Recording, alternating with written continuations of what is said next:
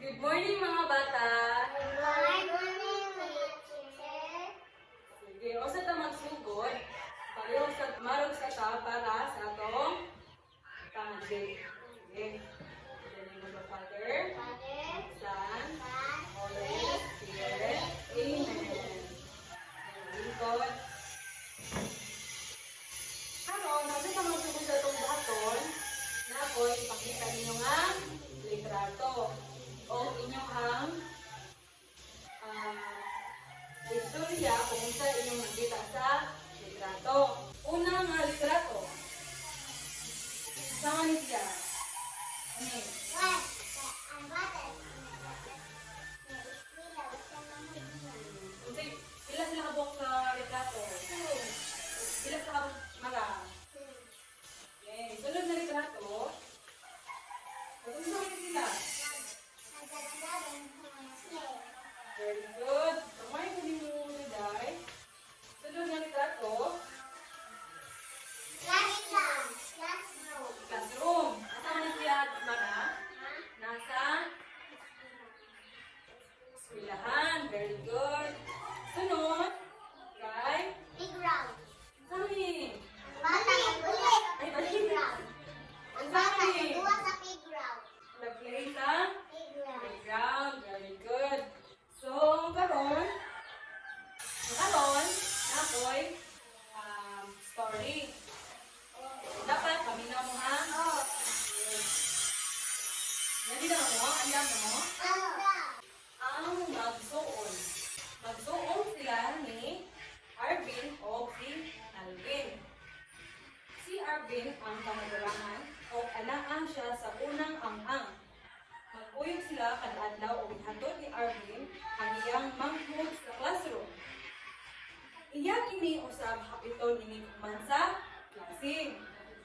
Usab kahapon, natingala si Arvin na wala si Alvin sa iyang classroom.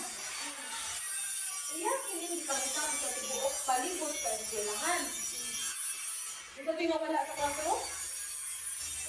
Si Alvin. Ipakita niya tibuok sa eskwelahan. Kung nakita niya na nakisula lang si Alvin sa iyang mga higala. So, Alvin nagluwa sa iyang mga barkada. Sa diha nakita usab niya nga nadagma ang iyang manghod, dali dayon nga gaadto ni Arvin si Alvin og gitabangan. Makurat siya nga nakita nga nagdugo ang tuhod niini.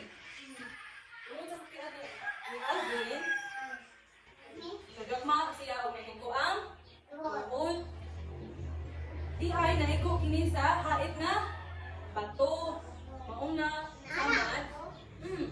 Maong na samad si Alvin kay nadagma nahigo ang tuhod sa bato. Idala niya sa patambalanan, sa eskwelahan nila, para matambalan si ang iyang suot. Sa ilang pagpauli, ibaba na lamang ni Alvin kay mag-isip magkini sa paglakaw. Aron, nakoy pa-ansira ninyo. Kasi sa akong story. Kinsa ang mga tao sa istorya ganiha? Nga akong story ninyo. Kinsa ang mga tao sa istorya? Kinsa? Dahil ko papilit ni Alvin sa mga tao sa istorya. Ito rin ang tsura niya. Papilit ni Alvin. Very good. Baka na ito si Buday. Kinsa pila yung tao sa istorya? Kinsa pila yung tao sa istorya? Si Arvin. Very good. Ipapilit si Arvin. Pilit ka din sa mga tao man eh. Ha? Very good. Baka na ito si Marka. Aron, sunod. Asa nakita ko ang istorya? Very good. Sa eskwelahan. Papilit, Pin.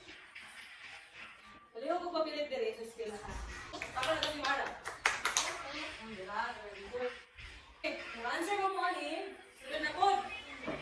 Unsay nahitabo sa istorya nga akong gibasa ganiha. Unsay nahitabo? Na? Nadagma. Sa milain, unsay nahitabo sa istorya? Very good. Kasi nag-answer sa nadagma. Sige. Hindi mo ko papilit. Ano yun ni istorya sa nagduwa. Ako. Pabilis din. Very good. Bakpakan na to ako mga kaugalingon. Naligaw mo sa mga istorya karon? Oh. Okay. Kita man na yung paborito nga karakter. Si Alvin. Si Alvin ang flat kayo. Moto siya moto ang magagma. Ngayon, nahimo siyang paborito yung mga karakter. Si Alvin, ang paborito na to ang karakter tungod. Siya maunangutan nga igsoon. Siya ang nagbantay sa iyang manghod. O nang samahan ka ni Alvino. Sama lang yung nabati pag dumumi sa akong istorya. Lipan. Nalipay si Mara. Nalipay si Mara. Wala ka nalipay? Nalipay. Andam na ba mo? Andam na. Very good. Karon,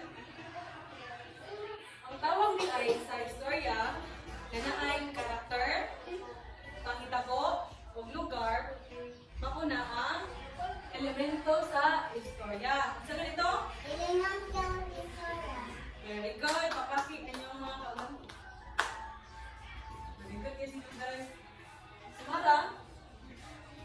Very good sa karon.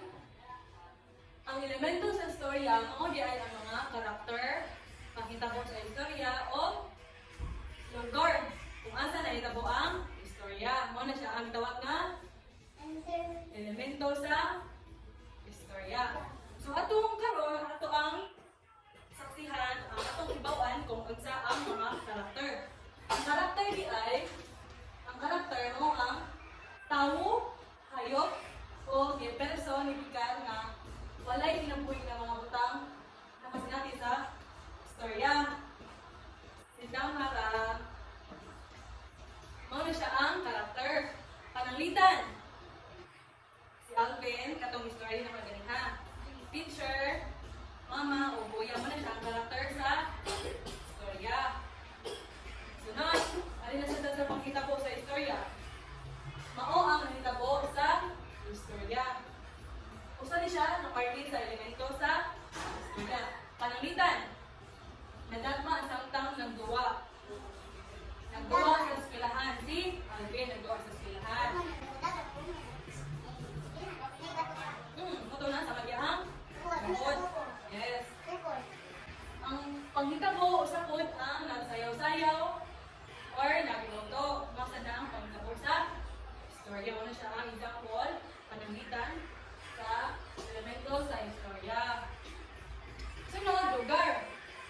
Ang lugar, mao kini ang lugar sa wala makailapani, nagtumong sa oras, lokasyon, di mahitabo ang istorya. Ang kahimtang sa usa ka istorya dako mabahid sa pagporma sa usa ka istorya. Pananglitan. Lugar, asa man nahitabo ang akong istorya ganiha? Dito sa eskwelahan. Saan na siya? Lugar. Sunod, parking. Balay o simbahan. Saan na siya sa pananglitan sa lugar. Mauna siya ang itawag na elemento sa istorya. Okay, naara ba mo yung pangutana?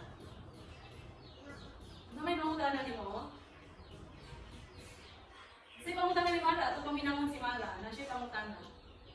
Wala na ba wala yung pangutana? Ikaw, Duday, nakapangutana ko? Karon, nakaibaw naman ta sa atong gi-leksyon karon nga daw. Pwede na ta mamuli. Pwede na mo man atong leksyon karon nga daw. Kung ina sa kay magawas na ta. Di magalog na ta. Sumarog na tanan.